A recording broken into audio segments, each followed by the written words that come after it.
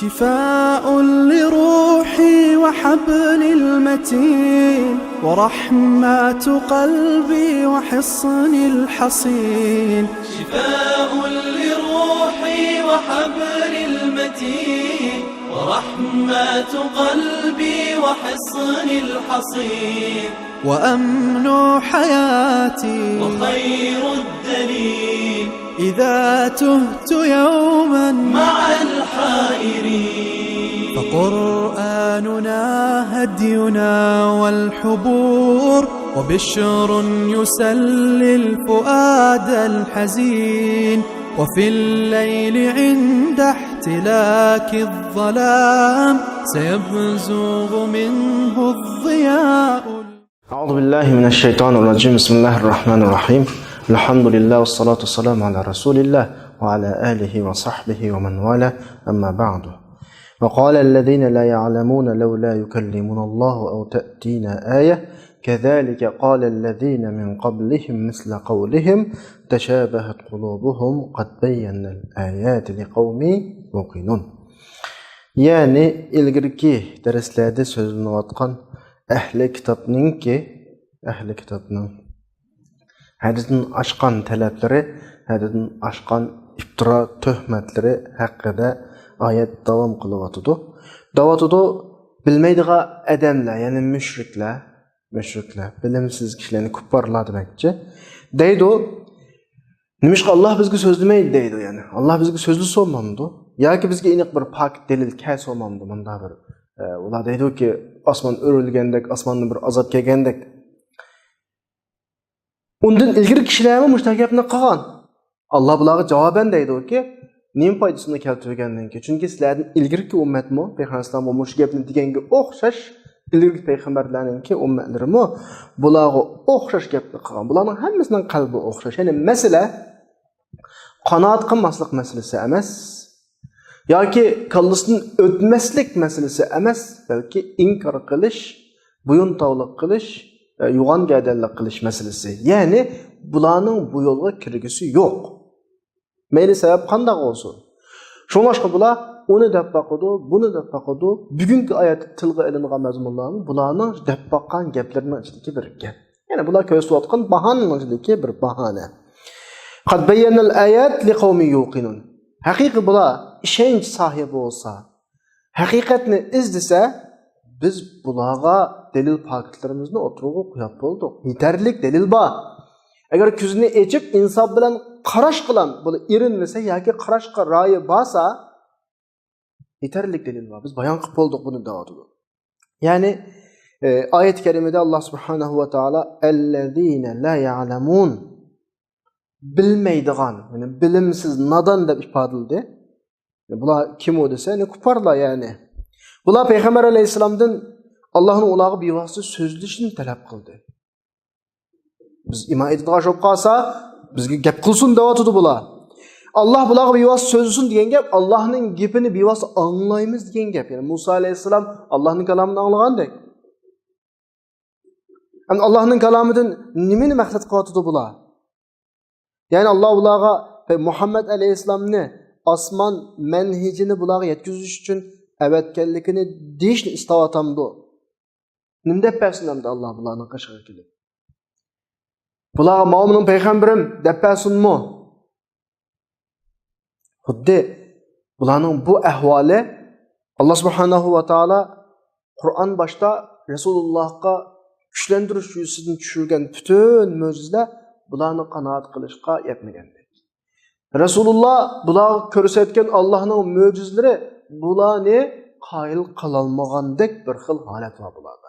Amaliyat unda emaski yani. Halbuki Qur'oni Karim bir savossiz payg'ambar apkagan mo'jiza kitob.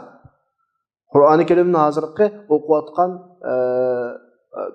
oliy bilim yurtlarini bitgan, bilimlik nurg'un unvonlarni olgan çoğun kişilerimi tədqiqat obukta qılıvatqan, tədqiq qılıb çökəməvatqan, yoki çöksümü bütün çökəməvatqan ma şekilde bir kitabning ki Resulullah'dek okumağan bir peygamber tarafından ekegenlikining o'zi bir mo'jiza emasmidi?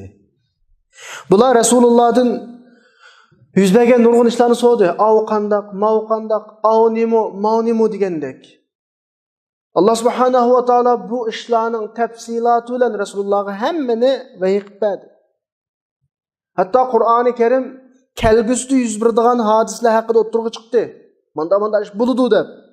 İnsaniyetinin içki dünya sırlarını oturuğa koyup manda ahvalıp oturuğa çıktı. Eğer bular hakiki aklını işletip akıl sağlam bulduğu şop kalsa, yani bular insaflık olsa, yani hakikat izlese, bu bular yetetti. Ama buların maksatı karıştırış maksatı. Bular qanaqdır bir yerden hakikatini istep, hakikatini tepip, doğru yol tepişemez ki bunun maksatı.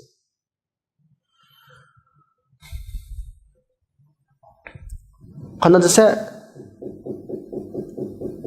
bulara kaçan bir paket ekelse, mesela eğer bu hakikatini tepişip kalsa, hakika oylansa, etraftaki paketler yeterlik bomu deb qaralgan bir paket kelse, qanaat qilsa bununla razı olup qanaat qılıdı. Ama bular bir ayet, bir paket kelse, inkar qılıdı. Ya başkası kelsin deydi. O kelse onu inkar qılıp, başkası kelsin deydi. Xuddi bazı insanlar bilan munozirlashgan vaqtida onun maqsadi faqat seni yengish, mushu sorundan üstünlük bilan chiqishlan bo'lg'achqa, undisan undaydi, ahire gapning ahiri chiqmay sorun tugaydi ya bazı munozirlarda. Aynı bu şekilde insanlar. Eğer münazır kılatkan iki taraf münazır kılış arkalık bir meseleni hal kılmakçı olsa, qaysi taraftan oturga çıksın bir yeyişim hal oturga çıkkan vaqtda iki taraf qayil olsa, bunu biz insaflı kişiler, yani normal adamlar deymiz endi. Ama aksi çok qalgan vaqtda onun maqsadi boshqa bo'ladi. Dal bularninki Payg'ambar alayhisalom kelgan da'vatga qarata tutgan pozitsiyasi agar aqlliqlarcha insofli shaklda hakikatni istagan shakldagi pozitsiya bo'lib qolsa, Rasululloh kelgan dalillar bularga yetarlikdi. Zaten hakikaten yetarlik bo'lmagan bo'lsa, Alloh cho'qim dalil paketlarni tushiradi. Rasululloh orqali, ama bularning maqsadi bu emas. Buning maqsadi zaten bu yo'lga kirmaslik, yani bu yo'lni inkor qilish. Allah subhanahu va taolo bizga inson tabiatining Allohdan bevosita qabul qilinmaydiganligini xabar qilib, Sura Shuraning 51 oyatida mundaq deydi. Bayatdan bular Allah subhanahu va taoloni bizga so'zni so'z biz bevosita anglayildi demasmi? Bu mumkin emas. Chunki insonning yaratilma tabiat, yaratilma xarakteri o şekilde yaratılmaganda. Sura Shuraning 51 oyatida "Ve ma kana li basharin ay yukallimahu Allahu illa wahyan aw min wara'i hijab aw yursila rasula." İnsandan Allah'tan anlayışı üçün çoğum insan bilen Allah'ın oturup bir vasıta tutu. Ya vahiy şekilde, yani şekli özgergen şekilde, insan kubuluklarla şekilde Allah insanı sözleydi. Ya ki perdinin Keynidin Musa Aleyhisselam'ın sözüyle bunun sözleydi ya ki elçe verip oturdu elçe vasıtı oldu. Bu şekilde buludu. Ama insanın hazırki normal haleti kabul kılanmaydı onu. Dünyada mı bazı çastotlarga hazırlanan üskünler yeni bir çastotla kabul kılanmaydı. Velillahil metalul a'la yani. O insandaki ahvallar bu. Her neresinin özge layık bir hazırlanış buluş gerek. Hazırlık buluş gerek onun da. Ama insanın yaratılma hazırlığı Allah'tan kabul kılgı deb derecede emas. Perişteden kelgan vahiyni kabul kılınmay, nayet teste, talep, Resulullah'daki vahiy tushgan vaqtdagi alomatlarni hammadan bilamiz ki, Resulullah'daki bu atkan özgürlükler, qishdagi odamlarning u ta'sirlarini ko'rgan ahvollarning hammasi insonning normalda Allohdan, yani inson jinsidan yuqori, yoki insondan boshqa bir turdan qabul qilolmaydiganlik bir ifodasi. Hatto jillarni ko'rmaymiz, ko'zimiz uchun uni ko'rishga hozir ama biz ko'rmaydigan nurg'un narsalar, havodan tortib, chastotadan tortib, elektr to'lqinlari. Demak, bizning insonning normal yaratilishi inson loyiq ma'lum cheklik doiradagi shaylarni idrokat qila oladi, ko'ra oladi, anglay oladi, uni qarata so'zlay oladi, ammo idrokatdan yuqori doirasini hal qilgan ishlarga inson bo'la olmaydi. Demak, bu yerdagi inson hatta Allah tarafından tanlangan Peygamber'e o'xshash insonlarmi, Allohdan vahiy topshirishga hozirlik qilgan insonlarmi hatta Allah bir so'z demaydi. Ya vahiy bilan yoki ichiga kallisqa ilhom shaklda yoki perdenin keyin turib so'zlaydi, bir so'z demaydi. Hatta Peygamber'e Perdinin keyni Musa Aleyhisselam'ın sözlügen o şu şekilde. Ya ki bir elçidin birini, kişilerge Allah'ın meniyeti elçidin birini evetip bu arkalık sözleydi. Onda bir vasıta münasebet kıldığı ahval insanın yaratılmayı, yaratışınınkini. Yani biz halkınınki, mahluklarınki insanlık noktası olmaydıgan, bu bulanmaydıgan bir ahval. Allah Subhanahu ve Teala bugünkü biz okumakçı olan ayet-i kerimimizde yani 118 ayetini okuvatımız bugün arkadaşlar. Ev te'tina ayeh diyen bir sözünü deydi.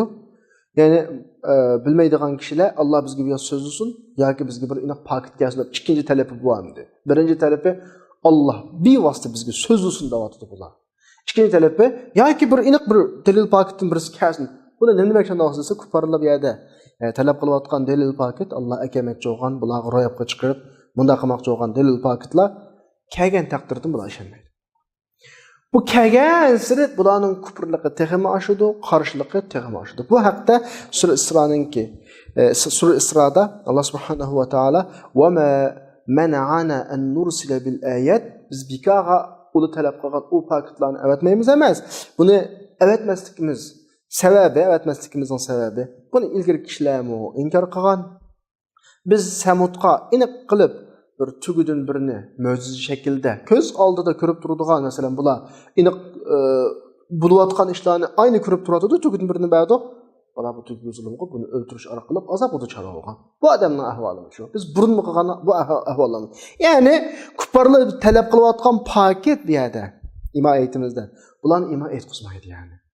Bunun çünkü bulanın tabiiti de bir hakikatini kubul kılış insaf olsa evetilip boğan paketler, deliller yeterlikti. Aksice bulanın kupurluğunu tehimmi ziyade kıldı. Hatta ki bula muşu paket delillerinin Allah'ın keşidin inik kâgerlikin cezim bilgen takdirdi mi? Kudde alıp önünde ködük ki bunu Sürünemil'in ki 13-14. ayetinde فَلَمَّا جَاءَتْهُمْ آيَاتُنَا مُبَصِّرَةً قَالُوا هَذَا سِحْرٌ مُبِينٌ Musa Aleyhisselam bilen sihirgerle bir yerge gelip özra hasıllarını taşlaştı o ağamçılarını. Şu vaxtıda köz aldıda avlanın saxtılıqı Musa Aleyhisselam'ın hasısının iclanğı özgürüp ulağı bir köz etken möcüzini köz aldıda bunu ködü, bu keldi ama وَجَهَدُوا بِهَا bunu inkar kıldı. وَاسْتَيْقَنَتْهَا أَنْفُسُهُمْ ظُلْمًا yani bulanın kalbi itiraf kıldı. Mani dep içine itiraf kıldı lekin öz-özüge kıldı bula inkar kıldı. Zulmen ve uluvene. Şunun kaçta kıldı. Çünkü hem bugünkü zamanımızda mı biz kişilerin yaşayatkan tabaka sınıflarını biliriz ki yukarı derecelik adamlar Bek yukarı derecelikini de pek kılamaydı. Adattaki cemiyetteki normal adamlarımı üzgün küçük adamların gepike unuz gelmeydi. Hem de şu vaxtdaki tasavvur kılsak Musa Aleyhisselam degen şu devletteki, Firavun devletideki kul milletten çıkan bir adam. Avla devletinin aksonik sahipleri. Bulup mu avla tehe devletinin en beşi Firavun. Ma noktada bir küçük bir adamın bir aldığı şuna kılamız, kubul kılamız mı degendek bir xil bulada. Üzüce bir xil üstün tutup peyda olan şu yüzsüzün üzgüzü kılıp bunu inkar kıldı. Fanzur keyfe kâne akimetul mufsidin. Bunda buzgınçılığınki akıbetinin kandan olduğunu gördük biz. Yani bulanık Allah ma bugünkü ayette müşrikliğinden Peygamber İslam'dan Allah bizge sözlüsün degendek talepleri. Ya ki inek paket kesin degendek talepleri. Bula kanaat kılmayı kılıp yoki qanoat qilish bularni qondirish uchun talab qilingan narsa emas. Qoyil qilish uchun talab qilingan narsa emas. Balki bularninki qarshilik, bularning kufrlik yusidan qilib baqsin ya, qilinmaydi degandek bunday shaklda qiynash bunday shaklda shu. Yana üzgü bahane tepish. Allah Subhanahu va taolo deydi, avaro olmaymiz degandek gapchi bu. Bika ularga aytgan, "Kadalika qala allazina min qablihim mithla qawli." İlgirkilen bu gapni degan. Xuddi mağlub bo'lganlarning hammasi o'xshash bir felsefasi oldu. G'alaba qilganlarning bir felsefasi oldu. Her zamandaki o'xshash insonlarning o'xshash felsefasi oldu. İlgirki zamandaki dinni, bu yo'lni, Allohning shariatini inkor qilganlarning o'tirib qo'ygan bahona, sabab felsefeleri bilan bugungilarning ahvoli o'xshash. Banu İsrail va Musa alayhissalomga Allohni oshkor ko'rsat bizga degan. Bu hozirgi Allah bizga nima so'z demaydi. Bizga sözlüsü degan bu bilmaydigan insonlar Bular bunu dedi mesela. Ama ben o İsrail'deki Musa Aleyhisselam'a Allah'ını bizge iniq ko'rsatdiganlar bunu bildi. Çünkü o Tevrat'ta işini etti. Lekin Mavla bilmeydi. Kur'an bularını bilmeydi deb sifatladı. Onu bildi. Nimde bu bilmeydiganlar bilan biladiganlar o'xshab qoladi bu yerda desa, mesele bir odamning bilish bilmasligi yoki masala emas, balki ikkalasininki inkor idisi o'xshash. Qarshilik idisi o'xshash. Bu jihatda o'xshash bular. Bir odamda shu xil xarakter yetilib qolganda, u odamning ne bilimli ko'p ketishi, ne bilimsiz bo'lishi hech farqi yo'q. Yani bu yerda Musa Aleyhisselam'ın davridagi Tevratni biladigan kishilar bilan Rasulullah'ın davridagi Arablar, yani ahli kitob bo'lmagan odamlar o'xshash. Bulardan chiqqan ifoda aynı ifoda. Shunga Allah subhanahu va taolo deydi, "Tashabahat qulubuhum." Bularning qalbi o'xshash. Mesele bularning bilish, bilmasligi, saviyasi, madaniyat saviyasi, yana bir o'qigan uning unvoni u emas. Mesele uning qalbidagi inotlik, qalbidagi inkor, qalbidagi kufrlik. Yani Musa Aleyhisselam'ın kelgan şu yolga bo'ysunib, şu yolga iman etgan şu Yahudilarning degan şu gibi, yani şu Yahudilarning qalbi bilan hech qanday bir yolga bo'ysunmaydigan adamining qalbi o'xshash, bir mantiqga o'xshab ketdi bu yerda. Chunki masala o'qish, o'qimaslik, bilish, bilmaslik yana bir narsa chiqqan masala emas. Masala uning inkorchiligidan, kufrligidan, ma'noqdan chiqqan. Agar bilmagan odamlar u gapni deb bilgan odamlar demagan bo'lsa, bu vaqt masala aydindir. Ya aksi bo'lgan bo'lsa, masala aydindir. Ish qilib bilganlar bilan bilmaganlar farqli chiqqan bo'lsa, bu masalada masala osondir. Biz deytdikki, ma'lum nadonliqqa mush gapni diguzdi yoki demiguzdi, shundaymi? Deytdik. Ammo bilgan odamning o'zini masalan, uning kitobda bular arinalloh jahratan dedimi? Demak, masala bu yerda bilgan bilmagan masala emas. Bilgan bilmagan masala emas. Demak, bu yerdagi bir o'rtaq masala bularning o'tirda. Bularning qalbining o'zining xohishiga ergashdiki o'rtaqlik. Bular mush nuqta o'rtaq. Ulama ahli kitob bo'lib kelsin, bilib kelsin nurg'un ishlarni. Bu yo'lga iymon etgan, mush yo'lda menayotgan kishilar bo'lsin. Ma ikkisida buni vasvasa qilayotgan bir xohish bor. Bularni tatib aktivotgan bir nuqta bor bularning qalbida. Ya'ni kufrlik, aynotlik masalan. Qarshi chiqish degandek, inkor degandek. Odatda har qanday bir faoliyatning yoki har qanday bir badan a'zo harakatlarining manbasi bo'ladi. Bir odam bir ishni qildi, go'zal shaklda. Bir odamning axloqi nihoyat go'zal, bir odamning axloqi nachar. Bir odam yaxshi ishlarni qiladi, bir odam yomon ishlarni qiladi. Mushuning hammasining tubki yiltizi qalb. Qalbdan ondan keyin insonlarning amaliyda qilayotgan harakatninki turtkisi qalbda bo'ladi. Qalbda nim bo'lsa insonning putquli shuni o'tirg'a chiqadi. Qalb sog'lom bo'lsa, putqol, ko'z, quloq hammasi sog'lom shaklda ishlaydi. Qalb sog'lom bo'lmasa, u sog'lom bo'lmaydi. Demak, bular ikkilisida mayli u Yahud ahli kitobni biladigan yoki ma oyat tilini bilmaydigan yana mushriklar demakchi u arablarni. Shu kishilar ikkilisining qalbi o'xshash bo'g'achqa, ya'ni qarishilik, masalalarga inson bilan qaramaslik, masalalarni haqni izlash pozitsiyasi bilan pozitsiya bildirmaslik masalasiga qalbi o'xshash bo'g'achqa. Yani Allohga xolis bo'lmag'achqa, biladigan odammi, bilmaydigan odammi o'xshash. Bularning hech farqi bo'lmaydi. Onun o'qiganining hech ahamiyati olmadi, buni o'qimaganining hech ahamiyati olmadi. Bularning degan gapi o'xshash bo'ldi. Birisi deydi Allohni bizga oshkor ko'rsatib qo'y desa, birisi desa Alloh bizga so'zlasin desa, hech farqi yo'q. Bugungi zamonda ham o'xshash. Masala bir odamning o'qimaganligi, bilimli emas, bu yo'l tutadigan masala. Uning qalbidagi mush yo'lga qarta qarshiligi, aynotligi, inkori masala. Andikin ayetning oxirida Alloh subhanahu va taolo deydi: "Qad bayyannal ayat liqawmi yuqinun." Ya'ni haqiqat jazm qiladigan, ya'ni bir masalaga aniq jazmiyat bilan muomala qila oladigan odamlarga nisbatan biz bayon qilish tegishli dalil paketini bayon qilib bo'ldik deydi. Mishadagi yaqin degan nima? Ya'ni jazmiyat degan nima desa, odamning qalbida bir masalaninki bir shak yoki bir tarvinishga kep qolmaydigan, bunaqa ehtimol qilmaydigan shaklda yana bir masala chiqib, kallaga kep qoladigan, yangidan munozara qilish uchun mandaq shaklda mumkin bo'lmaydigan shaklda bekib ketishi. Bir masala mening kallamda ma'lum darajada o'nab bo'ldi. Men masalan bir ish o'tirib chiqqanmiz, buni qarta qarorimni bir bo'ldim kallamda. Bu ishga mashta dedim. Har qancha o'zgarib ketsa, mening kallamdagi shu masalaga qilgan jazmiyatim o'zgarmadi. Buni biz jazmiyat deymiz odatda normalda. Ya'ni jazmiyat normalda sen ishonchi qildigan odamning senga deb berishidan bo'ladi. Uning deb bergan gaplari senga nisbatan jazmiyat bo'ladi. Masalan, men eng ishonadigan bir odam bo'lsa, bu degan har bir gapga ishonaman.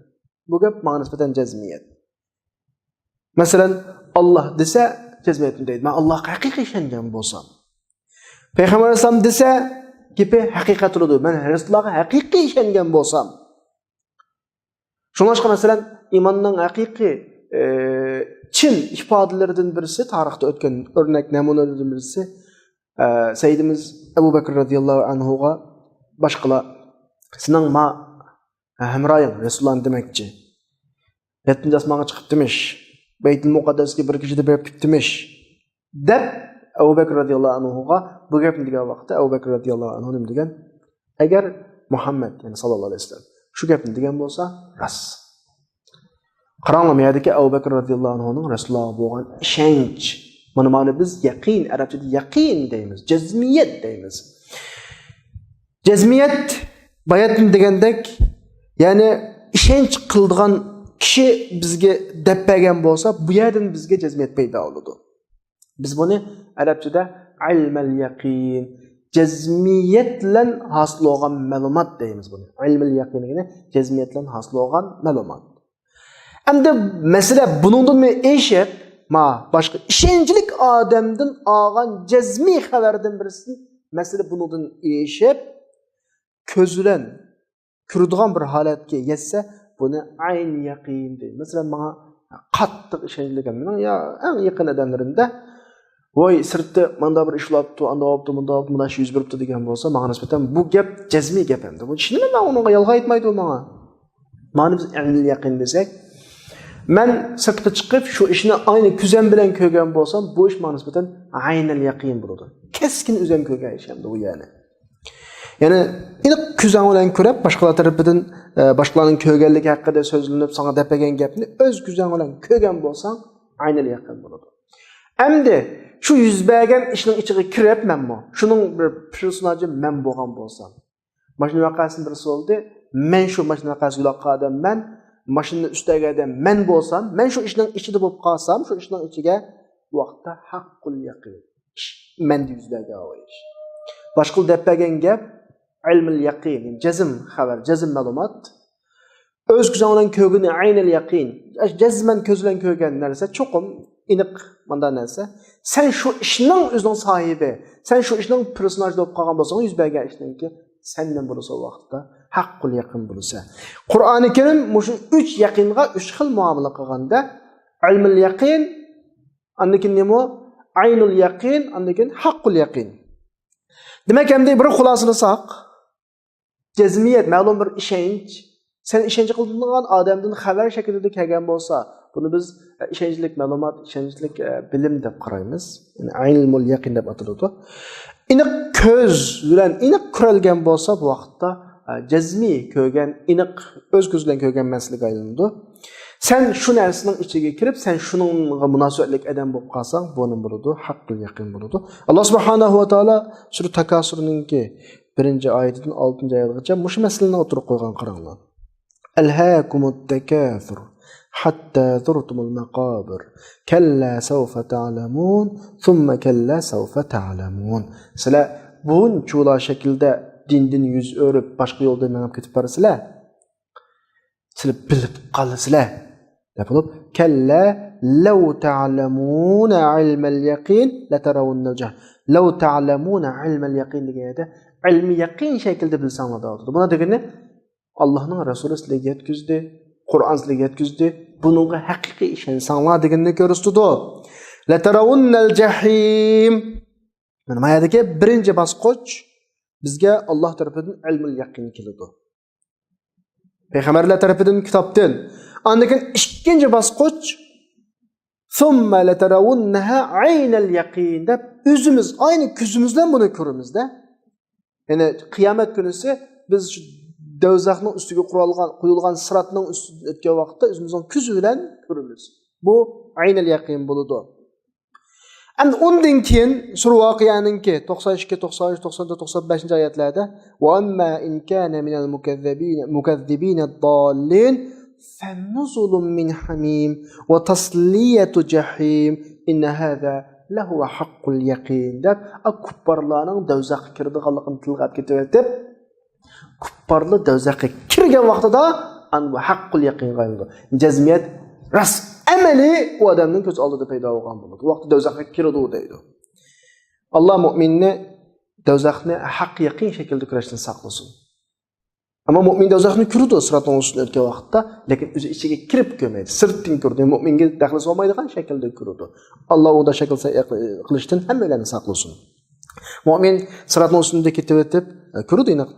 Ama kafir haqqı yaqin şekilde dövzaqning ichiga kuyib baqib kirdi uni. Ma şekilde kirdi. Endi ahli kitob payg'ambarlarga mu'min emas odamlarning gapida gaplarni qilgan. Bular mu'min shu vaqtda Musa alayhisolamga imoya etgan, uni o'ziga loyiq bo'lmagan shaklda gap qilganda biz Allohning ochiq oshkor ko'rmagicha imoya etmaymiz degan bular. Hristiyanlar İsa alayhisolam degan hal yastati'u rabbuka an yunzila alayna ma'idatan minas sama. Rabbing bizga osmondan bir dasturxon ma'idani tushirishga qila olamdi. Manda shakl degan. Buni İsa alayhisolam deganda ittaqulloh in kuntum mu'minin. Mana javob bergan ularga. Haqiqiy mu'min bo'lsang Allohdan qo'rqinglar. Bu xil shaklda muomala qilmanglar Allohga. Allohdan bu xil shaklda o'zingizga loyiq olmagan sizning hududundan eşip ketken, haddidindan eşip ketken sualını, talabını qilmanglar.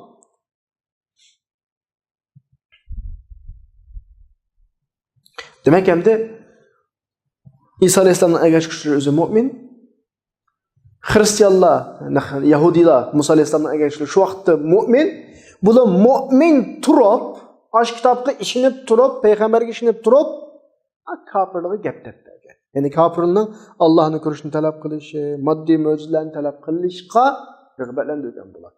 Bunu bir peygamberge ergeçken, kitapta işengen mümin degen adamni turup qalgan yerde ma peygamber İslam'dan, ma kafirlininki Allah bizge aşkar bir vasıf sözlüsün, yak iniq bizge maddi paket keltursun degandek bu talepini haqıl olmaydı.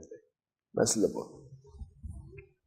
Bu mesele ehli kitapta eğri çıkan yani eğri çıkıp mı? Çünkü Maul yani kafir. Allah bulanın elimde de la ya'lamun bilmeydi bular dedi. Ama Maula onu beterak bilip durup özünü mümin de hesaplap durup Musa Aleyhisselam'ın ergiş kişileri de durup bu da soğanda. Yani mesele ayetinin mezmun meselesi yine berip şu Banu İsrail'ga taqaştı. Mesele bilgenden keyin qalbning kesili tüpeylidan oturga çıkan selbiyatla eğri mesele hesaplanıdı. 119 ayette inna arsalnaka bil haqq bashira ve nazira ve la tus'alu an ashabil jahim. Yani biz seni hakikaten hoş bisharat berguchi, agahlandırguchi avattoq.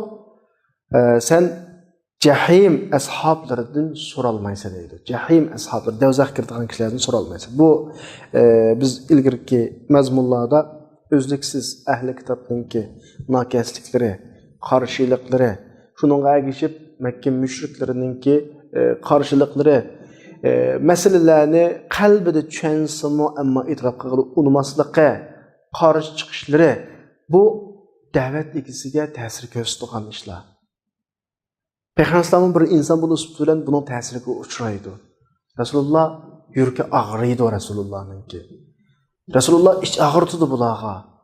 Resulullah şunca yerismen buludu bulağının iman etişiga. Hatta üzünü tükeççi olduğun bir hale Allah oladı Resulullah. Neymiş ki bu adamın bunda kılmaydı? Bunda ahvallah günümüzde mi yaxşılıqqa, haqiqatga başqalarını davet qılatqanları körlüdü. Hatta körlüb bunun en eğir ifadelerisi esabileşiş derecesiga vardı. Yani özünün gepini anlamağanlarını ittiham qilish derecesiga. Bunda ahval davetçide körlüdü de.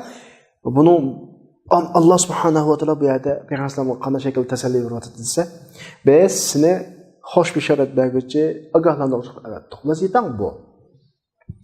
Sen dözaq yolunu tanıganlardan soralmaysa, dözaq kiradiganlardan soralmaysa, sen özünün vazifasiga qara degan şekilde bu oyatni tushirib o'tdi.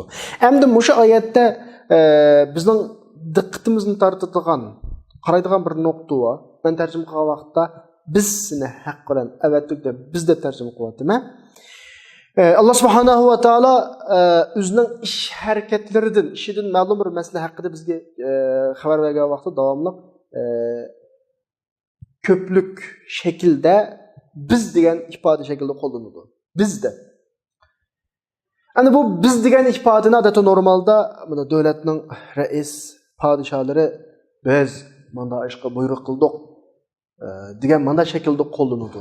Bunda ifade kullanılan vaqtda qanday ifade chiqadi desa, inson şu devletning reis desek mesela, devletning reisi chiqargan bu qarorni ijro qilish uchun har turli bütün iqtidorlarning hammani bütün etrafdagi munosabatlik taraflarning hammani mujdan ishga selib mushu narsani ijro qilish uchun yo'l qo'ygan. Yani masalaning kuchli ekanligini ifodalash uchun qo'llanilgan ifoda.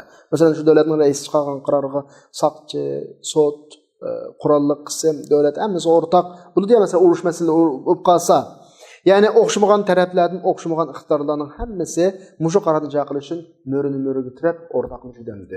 Bu xil shaklda qo'llanadi. Endi Qur'oni Karimga qarasak Alloh subhanahu va taolo mashta iqtidor, mukammal iqtidorga ehtiyojli ma'lum bir ishni so'zlamoqchi bo'lgan amallar nima deydi? Davomli biz deydi.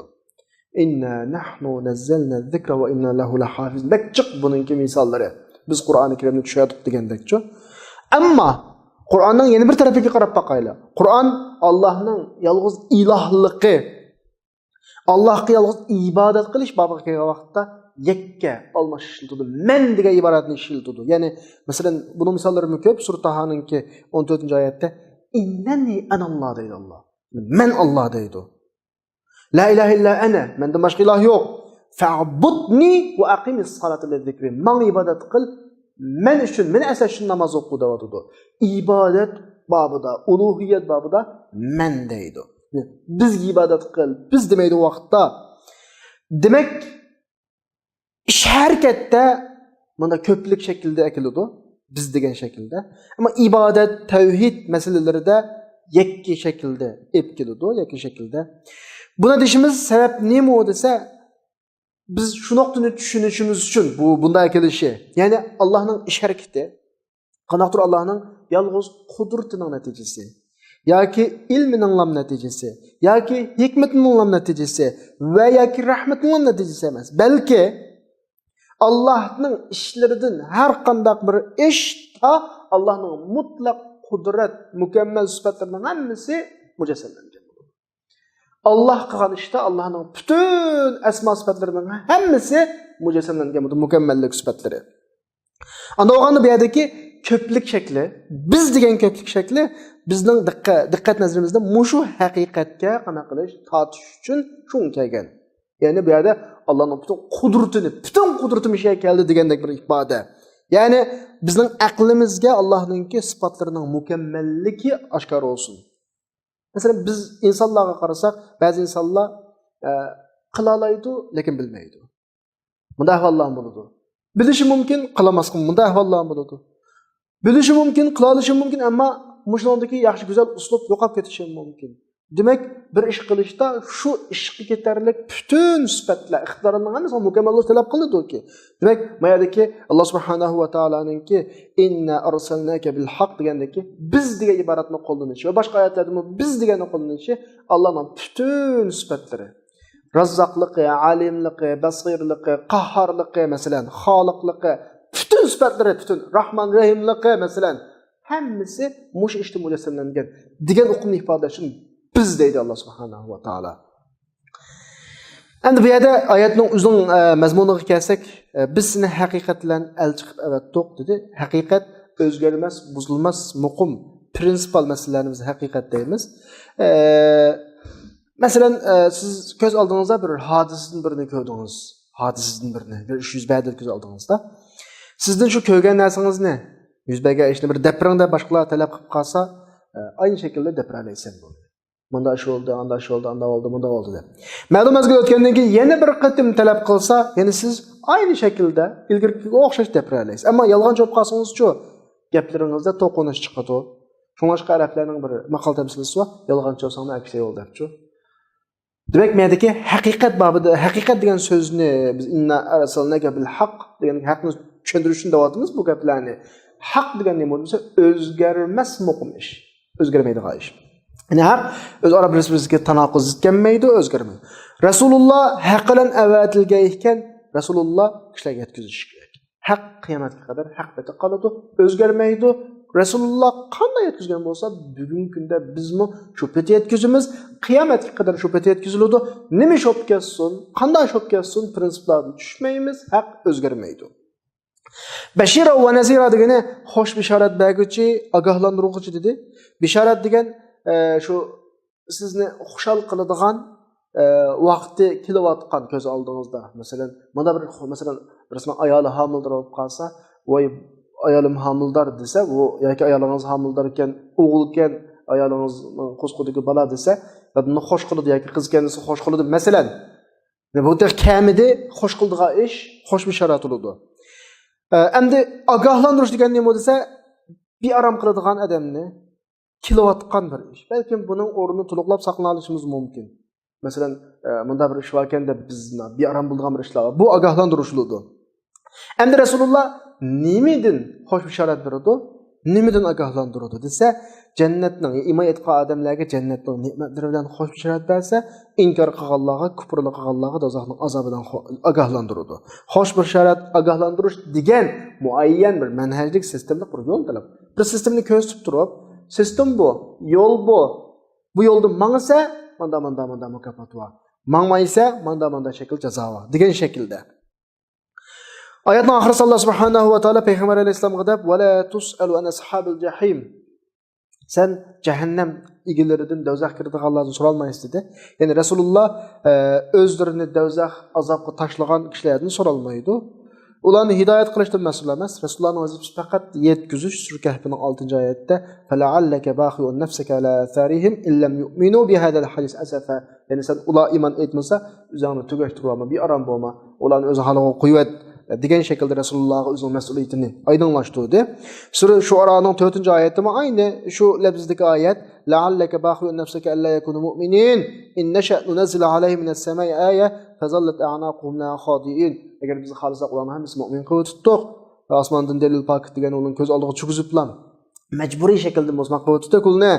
Ularning mu'min bo'lmasligidan sen o'zingni beram qilma demoqchi. Demak Alloh subhanahu va taolo agar bizning mu'min bo'lib ketishimizni zo'rlab qolsa, xuddi malaikaga o'xshash yaratildi. Hech kim u kafir bo'lmaydi.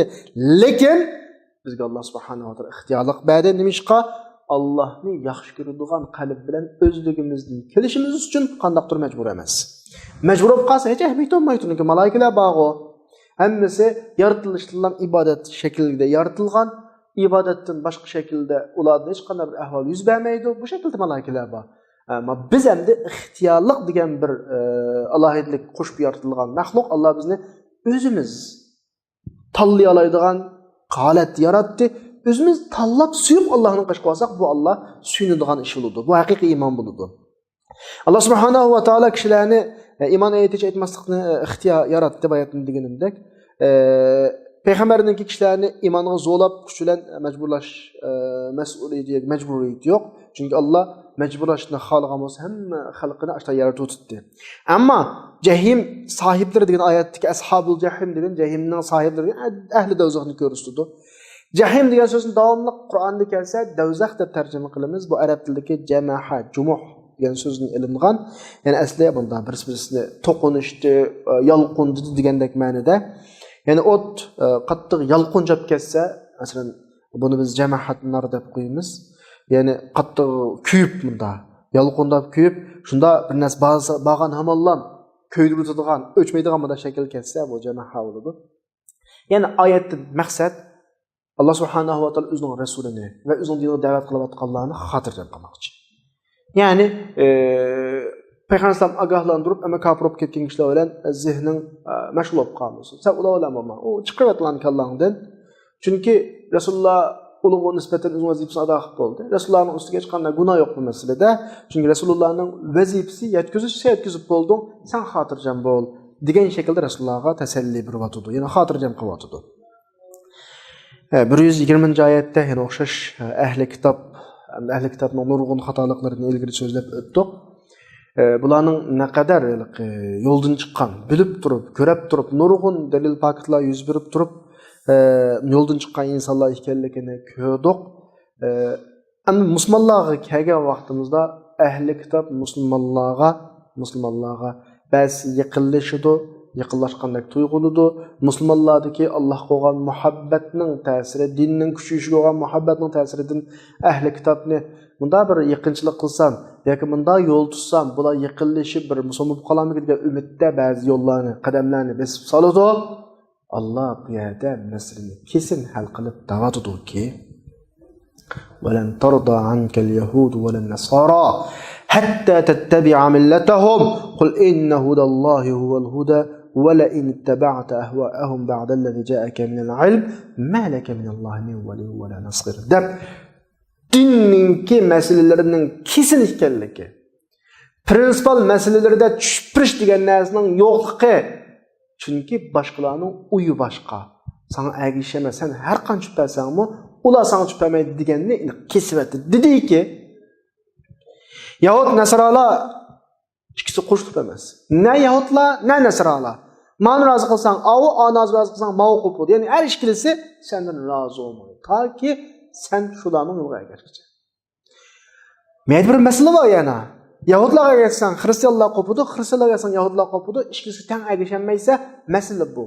Demak, sen ularni rozi qilolmaysan. Sen shuni bayon qilingki, hidoyat Allohning hidoyati. Bu yo'l Allohning yo'li. Yo'lni o'zimiz chaqlab siz qilolmaydi, o'zimiz chaqlab bekitilolmaydi. Allohning rasuli qanday ko'rsatgan bo'lsa, ish shu shaklda bo'ladi.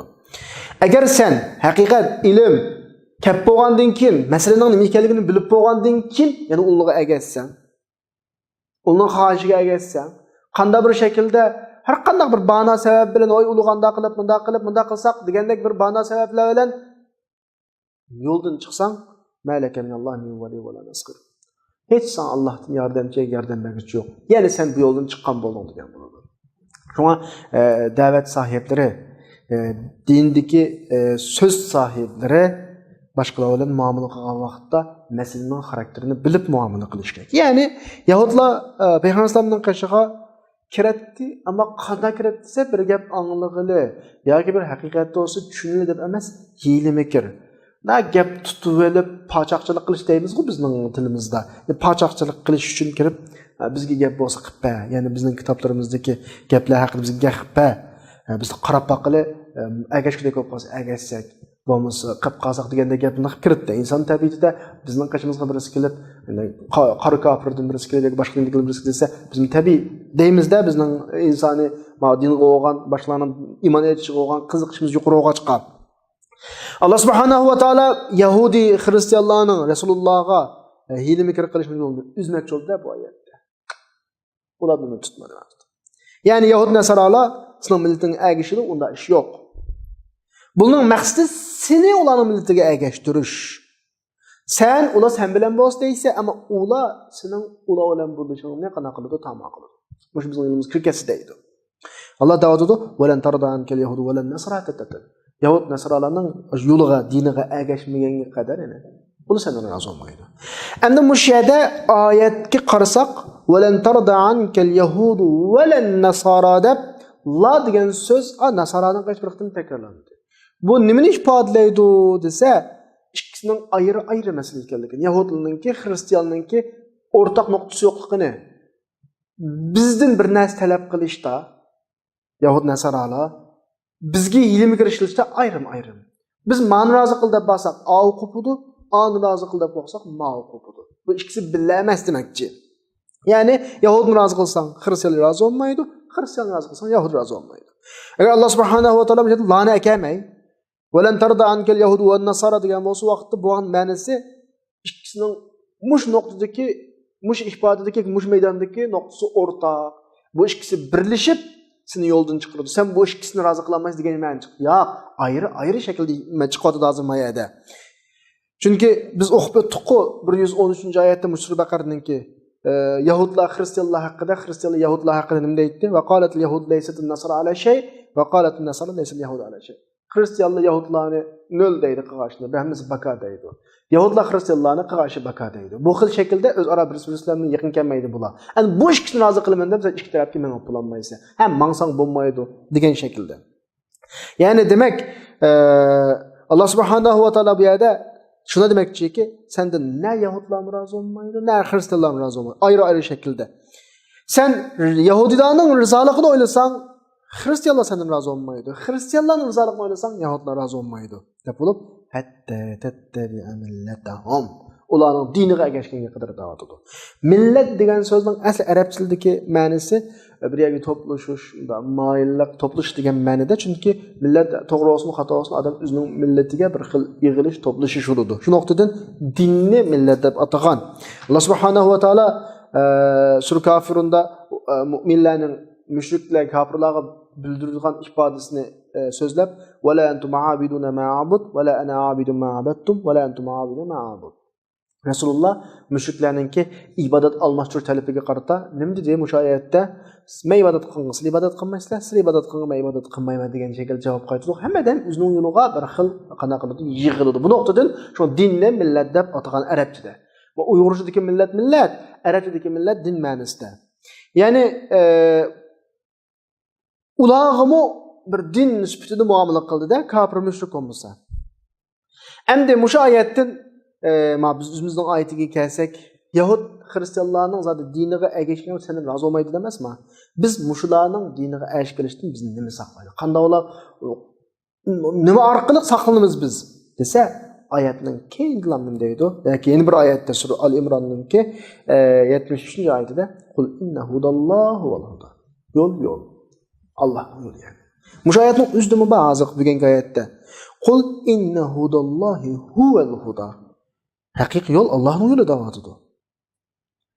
Bu orqali biz o'zimizni saqlab qolamiz. Ularga ergashmaymiz yani. Yahudlar o'z dinida o'zgartish olib borgan. Xristianlar buni o'zgartish olib borgan. O'zining payg'ambarlari kelgan kitobdan tushgan ta'limotni o'zgartib etgan. Endi Rasulullohda o'zgartirilmagan Allohning to'g'ri yo'li bor. Asli to'g'ri yo'l huda degan lug'at ma'nosi nima desa, maqsadga eng qisqa yo'llar bilan yetkazadigan narsa huda, to'g'ri yo'l bo'ldi. Yoki maqsadga eng qisqa yo'l e'tiboridan bog'lanadigan to'g'ri yo'lning o'zini. Hidoning ikki xil ma'nosi bor, ya yo'l yoki yetaklab mang'ud degan ma'noda. Qaysi o'zi bo'laverdi? Ya'ni Allohning yo'li faqatlan bir yo'l. Ham insonning yo'li har odamning xohishidan chiqqan bir yo'l, tanlagan yo'l bo'ldi. Undan keyin azmaslik uchun Allohning yo'lida menish kerak. Şu noktadan tarmak bunda tarmaqıcaq köp xil şekildeki yollar çoxum azğulluq barıdı sizde. Ama haqiqatga yetadigan hidayet faqatlan bir olsun Allah'ın yolu. Allah'ın. Şuna endi biz yaşayatımız dini fikirler oxşamagan şekilde, dini bazı davet qilish usullari deb biz her xil yollarni tepaqimiz, bazı noktalarda bazı savabit dinning prinsipal ahvollarini tushunmagimiz kildiyu bazı jihatlarda, ammo esimizda bo'lsinki, haqiqat istigan odamga nisbatan yetarli bir narsa bor. Istamaganlarga nisbatan har qancha qilmo biz ularni to'g'ri yo'lga akrammaymiz. Chunki ular ergashmasligining sababi qanoat qilmaganlik tufayli emas, qalbini qanoat qiladi. Masala ularda inkor bor. Shunga sen har qancha qilib uni rozi qilib bo'lmaysan. Ta ergashmasan uni, sen yo'lingdan azroq chiqib rozi bo'lmaydi. Oxirida o'zing ezib ketsa. Unda bo'lgandan keyin azmaslik uchun qanday qilish kerak? Qul inna hudallohu val huda. Ya'ni haqiqiy to'g'ri yo'l Allohning ko'rsatgan yo'li. Bu nuqtadan chekinmaslik kerak. وَلَئِنِ اتَّبَعْتَ أَهْوَاءَهُمْ degan mazmun bugungi oyatda Alloh subhanahu va taoladan shuningga ishoratki, Yahudlarning dini, Xristianlarning dini insonning xohishiga aylanib ketgan narsa. Ular dinni butlay bormalab o'zgartib etgan. Shunga وَلَئِنِ اتَّبَعْتَ أَهْوَاءَهُمْ ularning xohishiga ergashsang deb bir yerda xohishi deydi, bir yerda millat deydi. Bir yerda din ifodasi bor, yana bir yerda xohish ifodasi bor. Bularning dini xohishiga aylanib ketgan. O'z xohishini diniga tangan bular. Allah subhanahu va taolo o'zining rasuliga deyotdi, agar xohish, havas, shahvatlar bilan tushib ketgan bu agri yo'lga ergashsang, haqsiz shaklda, mayli o Yahudning yo'li bo'lsin, Xristianning yo'li bo'lsin, Allohdan sana hidoyat kelib bo'lgandan keyin Allohdan sana hech bir vali yo'q, inson ishini egog'idak, seni saqlag'udak, yordam bergudak nasir yordamchim yo'q. Yani bu yo'ldan chiqdingmi Alloh seni tashladi demoqchi. Mushu masala Rasulullohga xitob shaklda deyilayotgan bilan mu'minlarga qaratilayotgan narsa, mu'minlar qachoniki bu yo'ldan chiqdimi, Alloh uni tashlab o'tadi. Mana bu xitob Rasulullohga qilingan xitob. Biz bu xitobni anglag'inimizda Rasulullohga deyildi deb qaramay, azroq o'ylanish kerak. Qaranglar, Rasulullohni Alloh o'zi tanlagan. Alloh o'zi tanlab turib, Rasulullohga qarab turib, sen yo'ldan chiqsang, Alloh seni tashlab o'tadi, da'vatida Alloh tanlagan. Allah tanlagan Rasulullohning yo'ldan chiqishi bu aslo mumkin emas. Ammo Alloh yo'ldan chiqsang sen tashlab o'taman da'vatida. Alloh cho'qim bu yerdagi maqsad kim? Biz. Yani Resulullah'a ergashgan, Resulullah'dan keyin kelgan ummat. Biz qachon yo'ldan chiqdikmi, Alloh bizni tashlab o'tadi. Buni biz ko'ryapmiz. Ummat 1400 yildan buyon dinga yiqilishib izzat topmagan emas. Dindan yiroqlashib izzat topgan emas. Bu ummatning izzati Allohning yo'li bilan bo'lgan, qachon yiroqlashsa qarog'an. Buni biz tarixdan bilan ko'ryapmiz. Bu oyat Alloh shuni da'vat etadi. Yo'ldan chiqdingmi? Malaka minallohi min wali va la nasir. Sizning ishingga ega bo'ladiganimi yo'q, Allohdan yordam beradigan hech kim bo'lmaydi. Demak, sen yordamchisiz, igichaqsiz qolsa, xorulsa degan gapda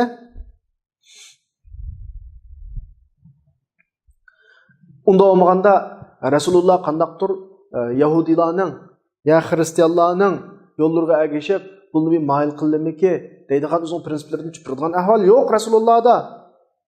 Unda qilgan shu bizlar shu yana. Ana sal paslab, mabushab pasak, magapni demasak, magapni degandek bir nuqtalar bilan biz masalada azroq o'zgarish paydo qilib, ba'zi savobotlarni dinning asos prinsiplarini tushiradigan ahvollarimiz bor.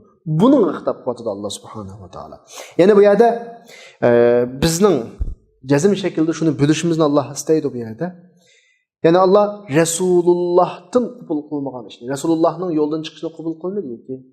Resulullah'ның Yahud Nasranning yo'liga ergashishni qabul qilmaydi.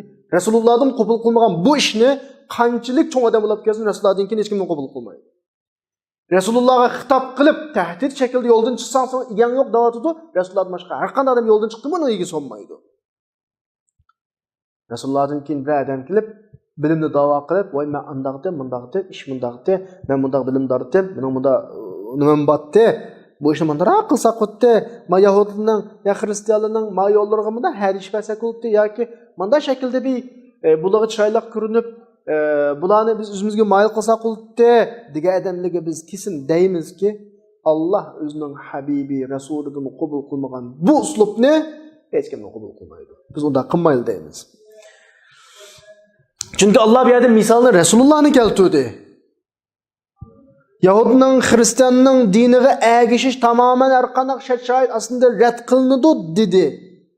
Muşu gapni keltirgan kishi Resulullah, Allah o'zining Resulini keltirdi. Bunda qilishki maqsad Resulullah'ni keskin kesin sen har qanday shaklda yo'ldan chiqsan, ularga ergashsang, unga ergashsang, malaka minallohi va la nasir.